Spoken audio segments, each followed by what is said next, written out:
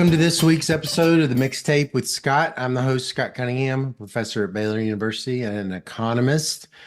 Um, it is end of the year. I cannot believe a year has passed. I just got used to writing 2023 on the checks, and now I'm going to have to figure out how to do 2024. When I was a kid, 2024 was basically the future. That was really far into the future. And it's we didn't get all the stuff that I was hoping we were going to get, but we did get a Nobel Prize in causal inference, and so that was nice. Um, so a little bit about this week. We are going to have a guest named Marianne Wanamaker. Marianne is a professor of economics at the University of Tennessee, Knoxville, where I did my undergrad. Uh, she was not one of my professors. I was not an econ major in college. We're about the same age, roughly. She is a very interesting person. She's the executive director of the Howard H. Baker Jr. Center for Public Policy at the UT at the University of Tennessee, which is, I believe, she is the dean of the new public policy school at UT. So she's moved into this higher level of administration, and I thought it would be great for people to kind of hear more of the stories of young economists that are moving now into these administrative positions. Um, she is a research associate at the National Bureau of Economic Research. She served as a former chief domestic economist at the White House Council of Economic Advisors. She's been a former consultant for Bain and Company. She serves on the board of a lot of firms. She's really fascinating. And just in terms of that kind of ambition, and I don't even know if ambition is the right word. It's just, she's got a lot of fingers and a lot of things. And it kind of reminds me of Susan Athey a little bit of just having so many skills, so many different things that she can do. And it's just one of these things I think that as a young person, hearing the story of these kind of mid-career people in economics, and actually I think Marion kind of hit it pretty quickly, rather maybe within 10 or so years of graduating from Northwestern. Um, just to see all the opportunities of your talent, of your underlying skills, have you realize are going to be in demand. They're going to be in demand in all kinds of unexpected ways. Your true self can kind of flourish in as you sort of progress, if you're open to those opportunities, and and you're able to get into a place where you can get them. So Marion is by training an economic historian, and a very good one, and she's going to talk to us a little bit about that journey. But I just wanted to, conclude this little opening of just saying thanks again for listening. Hope you like this talk, and hope that you can continue to share and share and rate and all that stuff. I was also going to say one more thing. I have this Substack, causal inf, INF, CAUSALINF substack.com. It's horribly named. That used to be my Twitter handle, though, causal inf. Um, that I'm going all in on and really doing a lot more writing for it. This is where I host the Substack, is where I host the podcast, even though you might be listening to it on Spotify. I host it there. And I'm doing a lot more of writing original content, writing a lot of explainers about econometrics, and even doing my own kind of style of history of thought types things. Not things that I think really probably are suitable for academic publication, but they're kind of the sort of stuff I got to get off my chest a little bit. I got to tell the history of diff and diff, or I got to tell the history of whatever else I'm going to be obsessed with soon. And so, but one of the things I do on the Substack is every Monday, I do what's called the mixtape mailbag, and people will write me their questions, and then I will write an answer. I'll write an answer, and it's buyer beware because I wouldn't say that I'm competent at anything, and so but I will kind of share my opinions. And usually, what I do is I ask an econometrician to also share their opinions, and in doing so, you can sort of grade me and see how well I agree with them. So last week we did a diff and diff one. Someone wrote in a question about struggling with some recommendations from a journal revision, and referees and editors were saying to do something, and they were worried that it was creating problems. And so it was kind of this mix of like diff and diff, and also how do I, what do I say type thing. And so I wrote like a really long one. Obviously I'm going to basically write the longest unnecessary, response to something.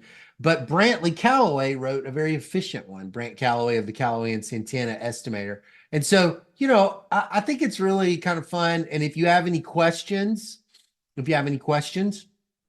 feel free to write them in at my email address. Just kind of say questions for Matt Mixtape mailbag, and I'll crank that sucker up, put it in the queue, and try to give you a half-baked answer. All right. So welcome to Marianne Wanamaker. Let me let you introduce yourself now. Well, it's my pleasure to have on the podcast this week someone that we've spoken, but only by email. Marianne Wanamaker is here with me. Thank you so much, Marianne, for being on the podcast. Thanks for having me. Okay, so tell me, for the sake of the listeners, tell us your title, your job, your title, and who pays your salary, or who pays the one that you want to share with me. Great question. So I am the dean of the new Howard Baker Policy School at the University of Tennessee, and also a professor of economics and public policy here. That is crazy. So who pays my bills? I guess it's the citizens of the state of Tennessee. Yeah, right. Exactly. Okay. That's so neat that you're the, how long have you been the dean now? I was going to get to this later, but July 1. So, a few months. Wow. So neat. Okay. All right. So before we get going, an icebreaker, can you tell me one of your fondest memories as a kid of vacationing with your family?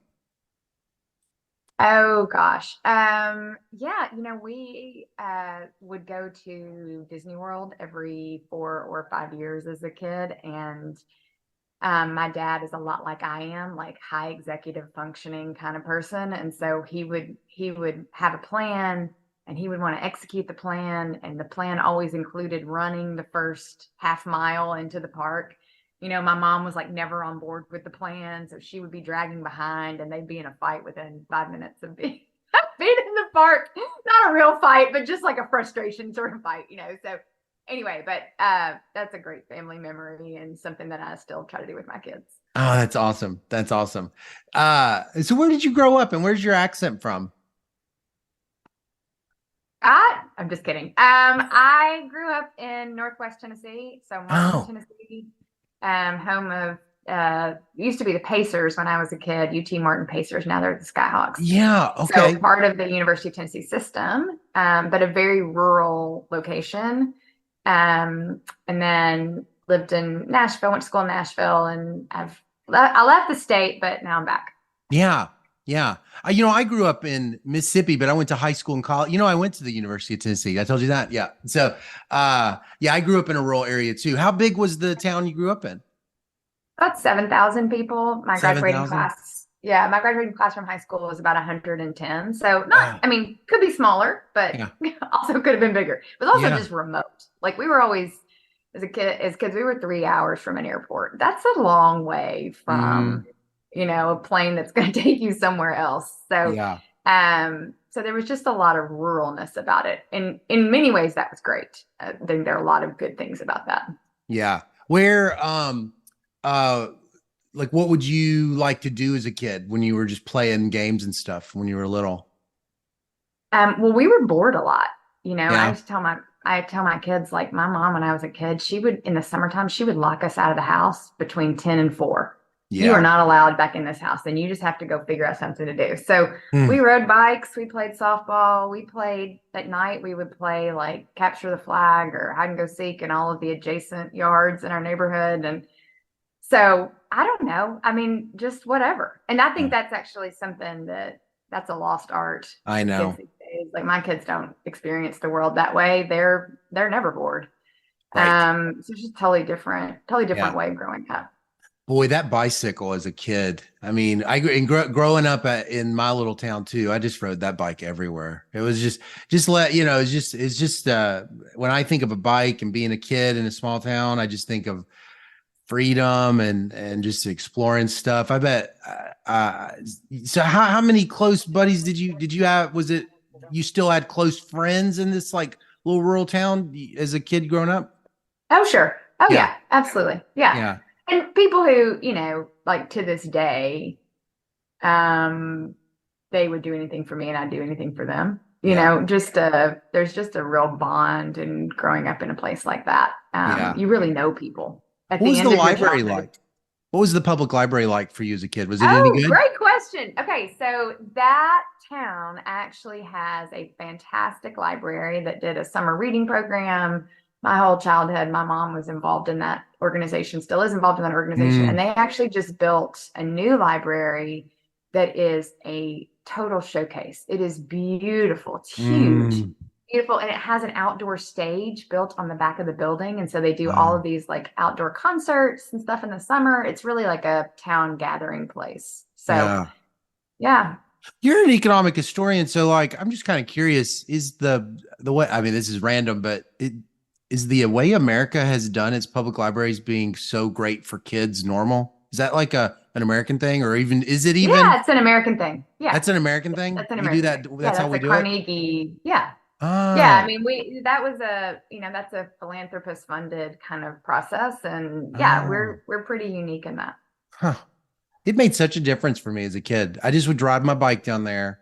And I went back, it's crazy when you go back. If you haven't been to your if you haven't been to your small town kid library and you go back as an adult, you cannot believe how the ceilings are not as tall as you thought they were. They just were. You're like you go back and you're like I can almost touch these ceilings. Um, yeah, that's great. So, what did your mom and dad do for a living? My mom was a faculty member at UT Martin. She's a Oh, chemist. oh, she's a Um, chemist. Okay. she's a chemist, yeah. And my dad is a physician, and he actually went to medical school. They met when they were both in school in Memphis, and he went to medical school on a deal that he wouldn't have to pay his loans back if he went to a rural community. And Oh, he right. married a PhD chemist. So it's kind of a conundrum, like where could we live that you can work and I can have my loans forgiven? And so where I grew up was the answer to that question because Yeah. it did have a campus, it had a really great university, but also qualified as rural for the program that he was in. And so they're still there Boy, that could be 40 really something years hard. later. That could be really hard falling in love with somebody in that situation and you can't solve that body problem. I've never Yeah. even heard of that kind of body problem. Yeah, it's kind of interesting. And he didn't come from money, like it didn't come from a family that had anything. So there wasn't really an option. Like he had to find a way to live in a rural place despite having Yeah, grown up in Memphis himself. So that's great. So I didn't put that together. So you grew up in basically UT Martin. yep, Oh, I get it. very Okay. much so. Got Yep. it. Got it. Got it. Okay. And so how many siblings did you have? I'm Or the do you have oldest of siblings? three I didn't mean to ask. girls. What's No, that? yeah, I'm the oldest of three girls. Three Um, girls. mhm. Okay. Yeah, and I have two girls myself, so it's kind of a family of women. Yeah. Yeah. So what was family like? What was family life around the dinner table like when you were a kid? We ate later than everybody else. My dad Uh, would get home late. He would in small town, you run your practice and then you round at the mm, hospital when you're done. So he would oh, leave the office at 5:30 and go to the hospital. And then he still had, an hour or 2 hours worth to do still. So I had friends whose family, that's a Southern thing, I think. You probably know Hmm. this, like friends whose families ate dinner at 4:30. Yeah, Right. right. I think it was like a farming culture sort of thing. And we ate dinner at like 8:30. Like it was like a different planet. So anyway, but good. And my parents like they didn't have a ton of hobbies that weren't us, so Yeah. they were always there. Mm, And so that was there was a lot of family time. Again, it's just a slower pace of life when you're mm. not in a bigger city. Yeah, sure, sure. Uh, so you go into high school and I mean, what kind of student would your students have said, Marianne's this kind of student? Like if they saw you, if I could talk to them now, what do you think they would have sort of neutrally said if they don't know what happened to you later? Oh, like many economists, I think I was a very good student and a total perfectionist. Uh-huh. Um, and loved math Yeah. always. That was always my subject matter. I didn't really, Mm, like, I could muddle through the sort of English language arts side of the house, but always really thrived in math. mm, So and by virtue of being in a town that had a university in it, the great faculty in the high school, many of them were married to UT Martin professors. They ended up in this oh, smaller town, and it was like they were very well trained oh to do yeah, what they were sure. doing, right? Mm-hmm. So we actually I got a really good education, Mm. despite being kind of in the middle of nowhere. Oh wow. Yeah, yeah, yeah. Right. Right. I'm now kind of piecing together Martin a little bit. That's small, rural, and it's got all these faculty. So you've kind of got this really interesting, like lots of interesting selection, I guess, within the school system. Yeah, the only other place I've ever seen that's kind of like that, we were a few years ago, we went to the ski resort in West Virginia, and on your way to the ski resort, you pass this like Robert Bird like telescope thing, Uh, and it's kind of an outpost of PhD scientists who work on the telescope, and the folks who live in that town told we stopped for gas or something. The folks who lived in that town told us that they had fantastic public schools because the spouses of the people who worked on the telescope were the teachers in the public school, and so they mm, had this really educated faculty. And that's actually made me think about that topic a lot, right? Like mm, these interesting places where people move from other places with at least one of those two people has a PhD in hand, and then the other yeah. one is fitting into the local economy, and that can produce some really interesting positive effects. Yeah, sure. Um, Did it create a lot of um inequality that you thought was like that the university's presence there with bringing in so many high skilled people into the community? I'm just thinking about the town I would have grown up in, that I grew up in Mississippi. There wasn't that. And so I'm just kind of wondering what that would have been like. Was there ever anything like that you would have noticed as a I kid? You wouldn't. don't. I don't. Even in retrospect, like I don't think that dynamic really played out. What did play out though was like just some very very different perspectives on the world, right? Mm. So like as a kid, I knew people who I knew Palestinians, I knew Oh, Israelis, I knew like because yeah. they had been drawn to the town Right. because of the university, and you wouldn't and again, not a huge share of the population, Yeah. but they exist, Yeah. right? And you have access to them, and you hear their stories, and it Mm. frames the way you think about the world in a really positive way. It was a Oh, little bit of yeah. an eye opener Far less on certain homogenous topics. than a typical rural town like that I grew up Right, in. That's right. fascinating. So when you get to the end of high school, when you sort of are thinking to yourself, what do you want to be when you grow up? What are the kinds of pictures and ideas that you have in your head? I had no picture. Uh, So, I didn't have enough sophistication to understand that, like, despite having a parent in higher ed, I didn't really have enough sophistication to understand the broad range of topics and disciplines that one would encounter in college, right? I just kind of left high school thinking like I really like math. I'm going to major in math, and that's what I did. I showed up at showed up in college, and I was like, I'm a math major because that's what I'm good at. Right. And it took some prodding from my advisor, who was an economist. And he Mm. said, if you like math, like you really ought to at least try taking an econ class. And I did that my sophomore year.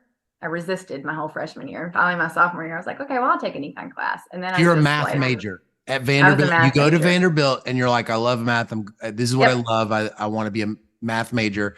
And so someone is an advisor. Who's your advisor? So Jeremy Atack, who's a famous economic historian, is Oh, randomly assigned to me as my advisor, oh, which is like, I mean, you want to talk about fate. Like, so he worked on me. He was like, just take one econ class and see how it goes. So when I finally did that, I just fell in love. what did he think he Loved. saw? Did he see something in you or something? I think he just saw somebody who loved. I think he saw somebody who was obviously kind of math oriented, Right. analytically oriented, Yeah. but who really enjoyed being in his office, talking to him about what he did. And so he just kept saying, like, I think you just need to try this. And he was totally right. Right. And I didn't abandon math, I kept it, but I added an econ major into that. And that's really where that really made my heart sing, right? Like Yeah. just the combination of like human stories and this kind of like analytical, technical way of thinking was where I needed to be. I Wait, think so I it always was tell people, history?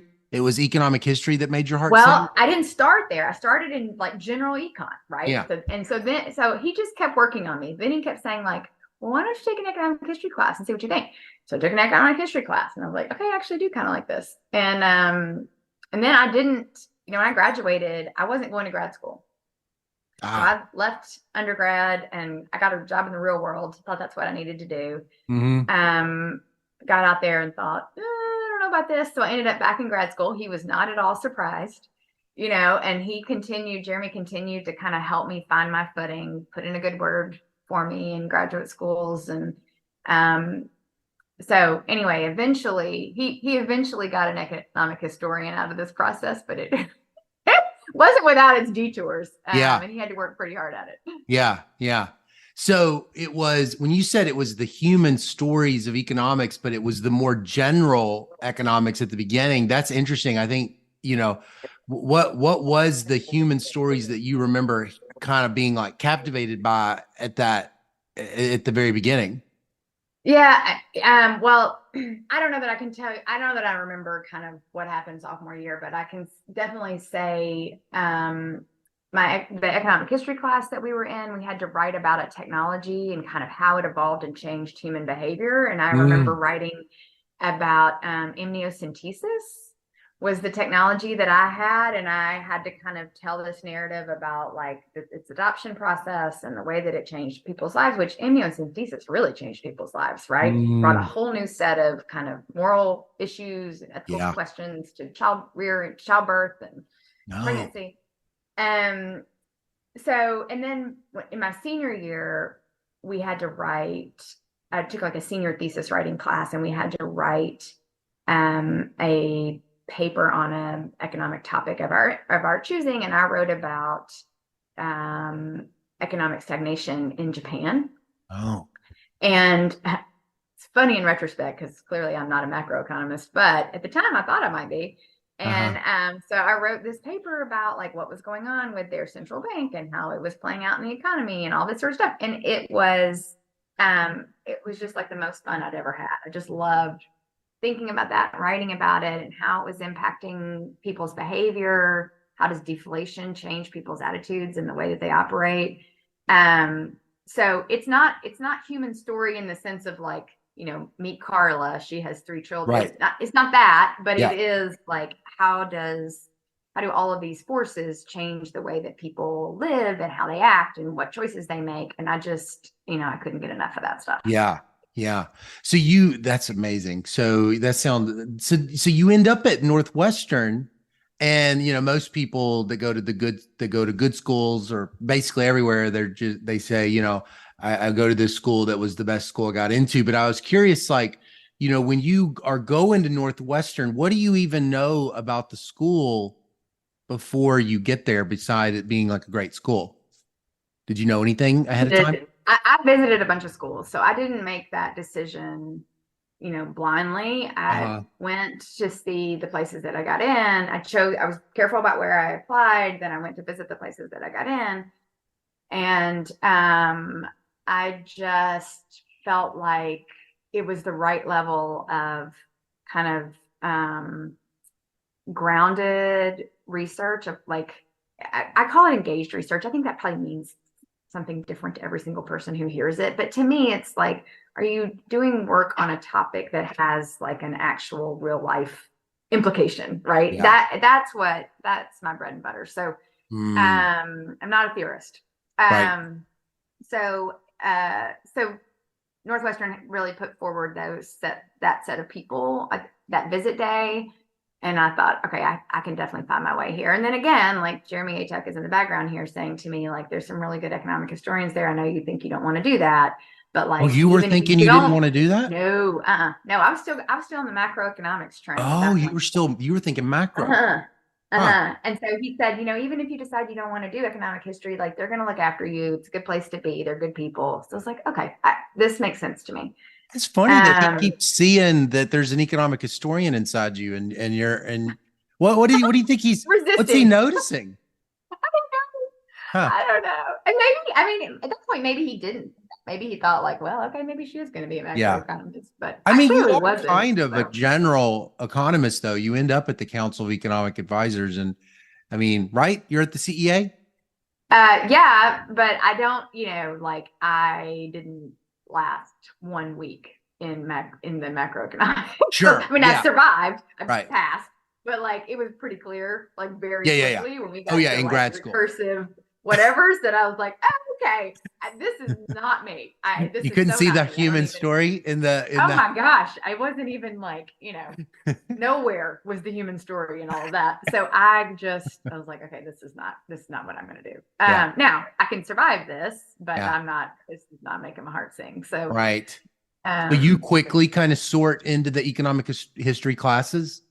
yeah, I What are did. they And there known was a for at that good, time? What is the economic historians doing at Northwestern at this time? Who are well, it was the primary two folks were Joel Mokyr and Joe Ferry, who are uh-huh. very different from each Uh, other, but both very much human story people. uh, Joel is doing a lot of like European Enlightenment sort of stuff. oh. Joe is starting the move in economic history to using kind of mass census data as longitudinal Oh. panel data, right? So He's the person that starts he's that? the person. Oh, He I didn't know figured out that.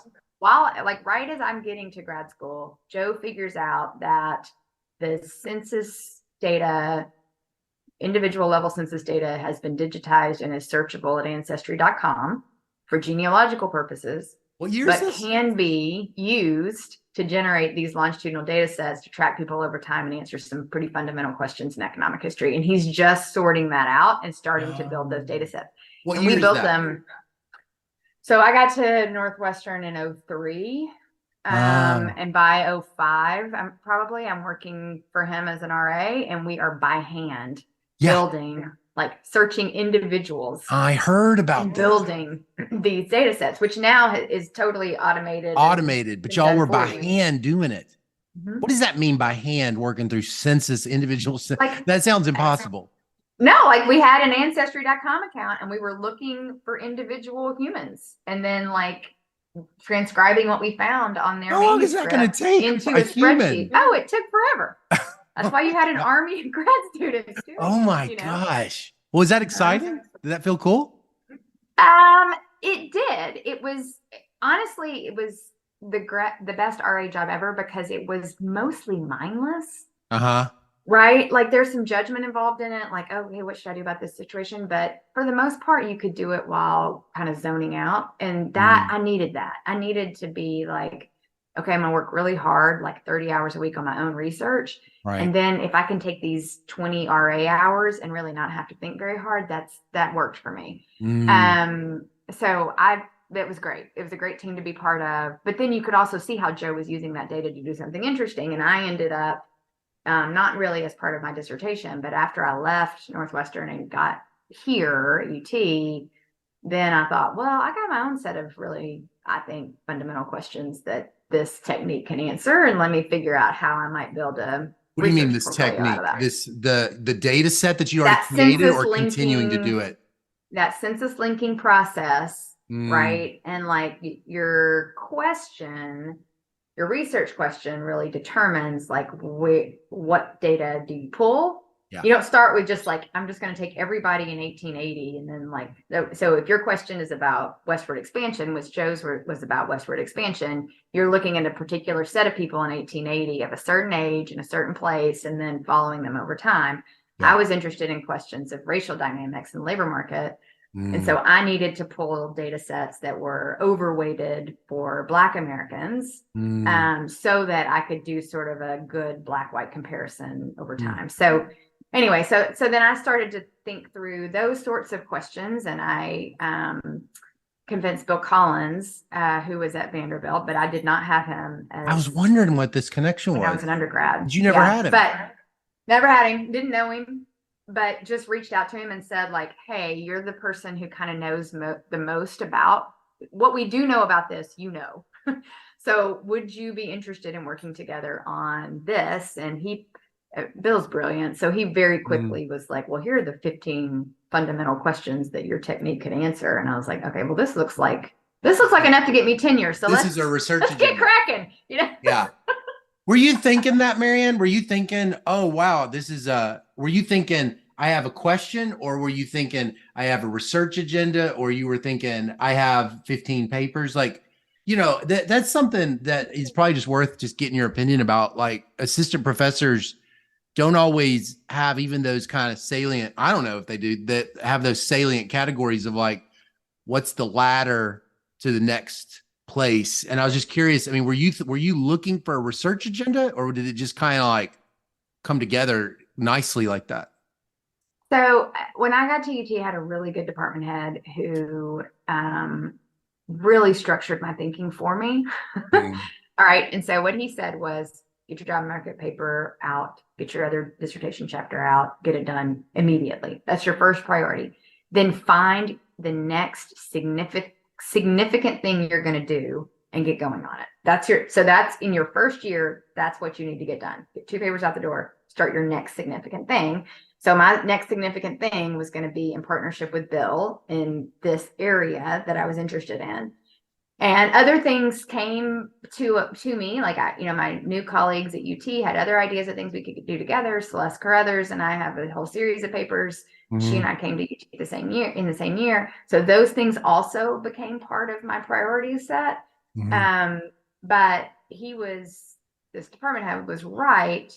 Like, don't piddle, right? You need, in addition to what you did as a graduate student, you need another significant thing that mm. then helps define who you are. And so that's what my research agenda with Bill did. And it turned out that like I could do that and I could do an agenda with Celeste. And that really defined everything that I did my first 6 or 7 years was with those two people. Um, Race, labor markets with Bill. And what Race is and it? labor market bill, and then Celeste and I worked on a lot of kind of Southern schools. Again, has a Oh, race dimension, so lots of spillovers between those two yeah. agendas. Hmm. But we did work on Rosenwald schools, and then other things that related to kind of race and schooling in the South in the early 1900s. Yeah. Um, uh, and so are you continuing to find this linked census records to be the main source of your data sets, or is it just that because you're looking at sweeping stretches, right? So that like Yeah. that's what that's what you're going to use linked censuses for. It's like 100 years of time or something like that. You don't have to do that as an economic historian. I'm just kind of thinking out loud. Is that right? Yeah, Like you could just that's say, right. I mean, I'm only going to well, see, focus on this one thing at this time, but you're looking at changes, long yeah, stretches. I mean, Bill and I, our final paper in our series Oh, is about kind of the evolution of Black-white income dynamics from 1880 all the way through the 1970s, 1980s, even into oh, the early 1990s. yeah. And we can't use census data for all of that because you lose access to the public census data in 1940, Uh, 1950 now, I guess. So you have to patch on other sources of information to do that sort of work after 1950. But again, like now back to Joe Ferry, when Joe was done pioneering the ancestry.com census linking project Yeah. thing, he then started working with census on how we might get some good data, longitudinal linked data for 1950 forward. And that requires that you get into the restricted access data. So now we're not talking about things you can access, freely online or through Ancestry. Now we're talking about, okay, I got to be inside a census research data center Mm. with special sworn status and an Right. approved project that census has approved. But Joe had done all the work in the background that was like, okay, here are the data sets that census can link for researchers. Mm. And it's CPS and other pieces of federal data that aren't the census, the decennial census, but are managed by the census and Department of Commerce. Yeah. And so he was working behind the scenes to kind of pave that trail. And that is now Celeste and I have a project that I don't get to spend a ton of time on, but she does, where we're using those pieces of information to try to understand what happens during the civil rights era, where we don't understand a ton about labor markets in that period. And so now we're moving our gaze forward in time. Like, okay, we really understand what happened in the early 1900s. We've done a lot of work there. Let's start thinking about what happens as we get major landmark legislation. Yeah. Now, how do labor markets behave? Right. Right? What sort of behaviors do you observe from employers and from workers, and how does the Oh, that is convergence exciting. that happens? How does it happen? Like, what Right. are the mechanisms? So again, Joe, brilliant and way ahead of the rest of us, has made that possible. Wow, that's exciting. It's interesting. I was just kind of thinking as I was putting together the interview guide, I was thinking about Celeste on your Vita, and I was thinking about Marcella on your Vita, and I just was thinking, Marianne's got these like partners that she's worked with a bunch, or at least some, and has been really productive. And I just was kind of thinking, in some ways, like how opportunistic is it that University of Tennessee has several or some females of the same approximate age and cohort with complementarities, and how many females might be siloed in a department. And I just was kind of curious, to what degree do you think, I mean, it's so hard to ever, because you're like Celeste and you obviously have all this like personal chemistry and productivity. But I just was kind of wondering about the scarcity of women within the profession. And, just what do you think, kind of stepping back, how do you think it's had impact on a person like you and your productivity? Because I mean, in some ways you've kind of had a really nice draw. That's fair to say, I think, right? Yeah, it's an Or interesting I question. could I have hadn't been thought about better, it. I'm sure, but it seems like it was not as I mean, I don't want to prime it. Unfortunately, I feel like I'm priming the question, but Well, you are kind of priming it, but that's okay. So here's what I mean. It's interesting because I hadn't really thought about it this way. I mean, what I've always said is like, as all of this sort of Me Too stuff came out, and we've had these reckonings within our profession about women and economics, I have always said, like, I 100% believe the stories of women who have had these horrible experiences. I have not had that experience. I had some Mhm. rough spots in grad school. Let's just be honest. But since I arrived at the University of Tennessee, Mhm. none of that has been my experience. In fact, it's been Mhm. the opposite. I think in some ways, I think leadership here said, okay, we finally caught a female economist. We can't lose her. Right. Right. So, like, it really, in many ways, worked to my advantage, because it was like, okay, well, this is what I need to be successful. And you kind of can't tell me no. So, so then they would kind of give me what I wanted. So, no, I mean, I didn't ask for anything extreme, but my experience was not one of like, oh gosh, I feel like I'm at a disadvantage. I felt like I was at an Mm. advantage. Yeah. I hadn't thought about, until you just asked that question, like how much of that depended on Celeste and I being together. Yeah. I mean, certainly, like, I would not have been nearly as productive had she not been there. Is it Yeah. because she's female? I don't know the answer to I that. know. It's I will confusing. say though, Scott, that probably don't know this, but um, the University of Tennessee had a female full professor promotion in the 1970s, Hmm. early 1970s, and did not have another female full professor in the economics department until Celeste Carruthers and Marianne Wanamaker were promoted about a year and a half ago. Wow. So there was a 49-year drought. That woman's still around? Is she passed away? Um, Sorry, say that again. Oh, Anne The Mayhew. Some of your listeners may know her. Anne Mayhew was the 1970s female full professor. She's an economic historian. oh, Um, there was not another economic historian for 49 years, and also not another female wow. promoted to full professor. So that makes it sound like UT is like this horrible place. But again, that was not my experience. My Yeah. experience was that it was a great place to be. Hmm. And that we got all the support we needed. And I can't speak for Celeste, but I think she would say the same thing. Yeah. Um, Well, it's just kind of so hard to know. Like, I guess I was just even, yeah, there was no way I could figure out how to ask the question without priming you, but I'm glad you aren't easily primed. But like, um, I couldn't like think to myself, because I've been reading a lot of Golden and Cats lately and, thinking really a lot about artificial intelligence and skill bias, technological change, and this idea of these labor inputs that have complementarities with some other input. And I just was kind of thinking as I was prepping, I just was wondering, well, it does seem like Celeste and you are complements to each other's production function, if only, if only because, uh, if only because, you are. But like, the thing that I was kind of wondering was, is it is it ever in your mind possible that just a person with a common trait like that, a common shared trait might be a compliment in a person's own productivity as an economist, like skin color or age or religion or sex? Or is it like, I guess it's just kind of hard to know. I mean, you're confounded by like your own work, your own lived experience. yeah, I do. I mean, I've definitely had experiences with folks that I've tried to write something with where it's been very difficult. Mhm. And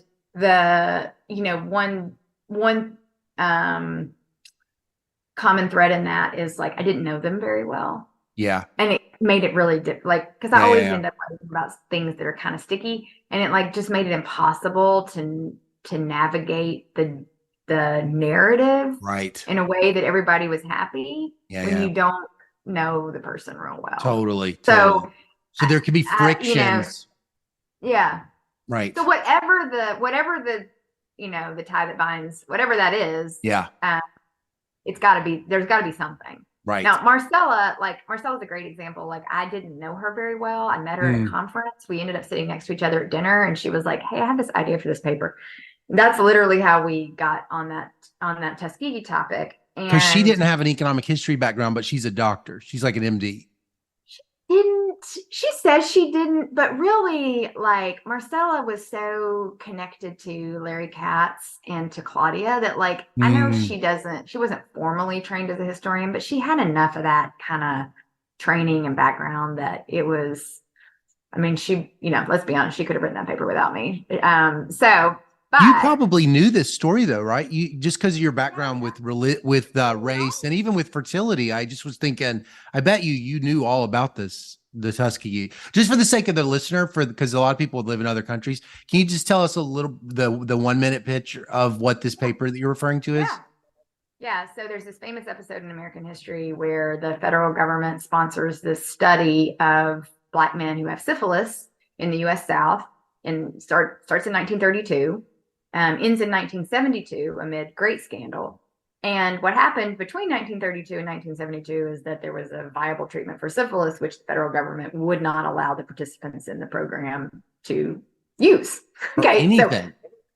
so many humans die of syphilis and didn't have to, and also passed it on to their kids and didn't have Oh, to, because the federal government kept information from them and kept them in this experiment. So anyway, revealed in 1972 by a whistleblower inside the federal government, and then by a reporter at the Associated Press. It becomes this big thing, and it's part of our training when we do IRB training on our campuses about protecting subjects in experiments. It's always part of that training, but it also has a life in kind of not, I wouldn't say popular culture, but it has it is a the experiment, and just the word Tuskegee is commonly used in the same sentence with medical mistrust. Yeah. Right. That like there's a whole group of people, most of them Black men in this country, who don't trust the medical system because of this event in American history. So the paper is just trying to unpack that, go back to 1972. Or they may not know it's because of that. Is that That's true? right.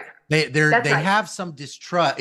It's funny. It's like am I right? I'm actually was thinking it sounds like going full circle back to college, because you were talking about that procedure, that technology that had all this effects on behavior and had all these ethical dimensions. It seems like you kind of are circling back a little bit to it. Yeah. Yeah. So we were trying to go back, like root cause, like what happens in 1973? What happens in 1974? Can you observe like differences in human behavior? That's when everybody learns. They learn they're in an experiment. They didn't know they were in an experiment. And the whole country learns. The whole country. So the whole country learns that the federal government and the medical profession have conspired to do this, right? So, and so then we're looking at not the people in the experiment, but every Black man in the country. Like, how do Black men in general respond to this information? And we use some measures of their proximity to the human subjects in the trial to try to get at this sort of intensity of the narrative. And so we find, I mean, again, like, what we find is that there's this real intense drop off in people's utilization of the healthcare system, and a rise in death and mortality, specifically among Black men, and more so for people who are in closer geographic or cultural proximity to the victims. Can you trace out a little bit of the causes of death? Is it just all kinds of stuff? It's chronic. So it's chronic disease that doesn't get treated effectively, right? So people just stop engaging in those healthy behaviors of going to see your doctor and figuring out what's, let me take your blood pressure, or let's see what's going on with you. Like they withdraw from that process. And so then chronic illnesses that otherwise might have been caught and managed are not caught or managed. And so that's where the rise in death comes from. That is such a deep paper. This idea of these like institutions just kind of floating around in people's minds, being like, it's kind of like, I choose to trust the medical profession and therefore use it. And now you just moved into a new equilibrium that's never quite recovered. And never quite recovered. Although, is it still about Tuskegee, or is it now about something else, is really hard to trace out. But the other part of it is like, it's not irrational. Yeah. It's not a conspiracy theory, right? It's like, actually happened. It's real. This happened. Right. It's a rational response to information. One group and not another. It happens to one group and not another. That must have been an exciting project. Was it? It was depressing. Yeah. I mean, a lot of stuff I work on is depressing, but it was, that's a hard thing to think through. Like, and there were some moments in that, one of the kind of ethical questions that came up in that project was like the records of the people who were in the study and their children are all public information. They're contained in some library in Atlanta, and there were lots of folks along the way who encouraged us to go to Atlanta and dig out their information and try to find them. And I was like, I just am not going to do that. I just am going to let them have their privacy. And I'm not going to, this is one of those where I'm not going to trace, every single path here and try to figure out what happened to their kids and their grandkids. I think I'm going to let that one be. Yeah.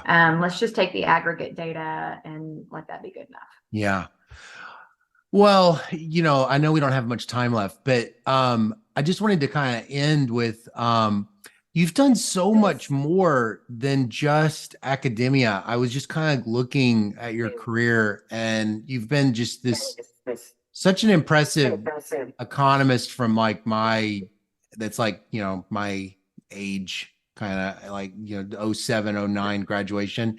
But then you like work in you work in a presidential administration, you're on the board of all these firms. Now you're dean of a new policy school at the University of Tennessee. And I just was kind of wondering, um, what do you think all this is about? What makes you like this? What exactly is the little, X factor of Marianne Wanamaker that's like, this is such a natural stage of your career, or this is who you clearly are? What is it? My boss at the University of Tennessee, the chancellor, has her whole leadership team and really the whole campus has to take this Clifton Strengths Assessment. Okay, so if you know me, like I am not a soft person. Like strengths assessments, leadership, like not my category. But I had to take this assessment, and I took it, and I have kind of learned a lot about myself in that process of understanding like what are my strengths. And if you haven't taken the assessment, I can recommend it, because I do think it just gives you a lens on like, why do I act the way I act? Why do I make the decisions that I make? Right. So your question is like, why have you made a set of decisions that takes you out of being just an economist, which is a job that I love and could totally do that all day long and be happy, and added these other things? Like, why did you need to go to DC for a year? Why do you serve on these boards? Why are you willing to kind of spend your time uncompensated on this other stuff? And so what I've learned is that the thing that drives my behavior is significance. So if you walk in my office and say like, I want you to be part of this, it's going to be really significant. We're going to make a difference. This is going to change, not change the world, but like, this is going to matter for people. I will do it. Right. Uncompensated, middle of the night, I'm going to need you every weekend. I mean, I will do it. If it's like, I want you to do this leadership program that's going to be meaningful for you, no way. I am not doing that. But if you tell me it's something that's like significant to other people, like that it makes other people better, happier, more successful, I'm in. So the thinking about being a dean of a new policy school, right? Like the whole point of this thing is that we need good people in public service. We need well-trained people in public service. Our public problems are really big. They need people who know what they're doing to work on them. And UT didn't have a program or a set of programs that was producing that outcome. And so the chancellor said, basically, like, I need somebody to build a school for public service. Would you do that? Well, that's about as significant a thing as you could offer me. I can't think of something more significant than that. Other than, would you like to work in the White House? That was significant. And I was happy to do that for the same reason. So and I'm willing to do pretty much anything to make this thing successful. It's a Clifton assessment. Clifton Strengths. Look, I feel like I'm like a commercial, but it really did help me. Okay, I'm going to go check it out. It frames everything as a strength. They're not all strengths. Like I need some things that explain why I do the things I do as strengths. That's what I need to go find that right now. It reframes it. Like one of my top 5 is command, which basically means I'm bossy. Right. And so, but the way command's a better word though. The way the information is presented to you, you're like, okay, well, that could be useful in certain contexts. Let's also think about what are the downsides of this strength of mine. That's awesome. Marianne, it is so good I hope we can, hope our paths cross and we can have more conversations that about your career and about all of your thoughts about life. I know you got to go. It's been an hour, but I just wanted to say thank you so much for giving me an hour to talk and learn a little bit about you. Really anytime, Scott. It was fun. All right, bye. Fun. All right, talk soon. Gonna see us through. Honey, you need me. Baby, I need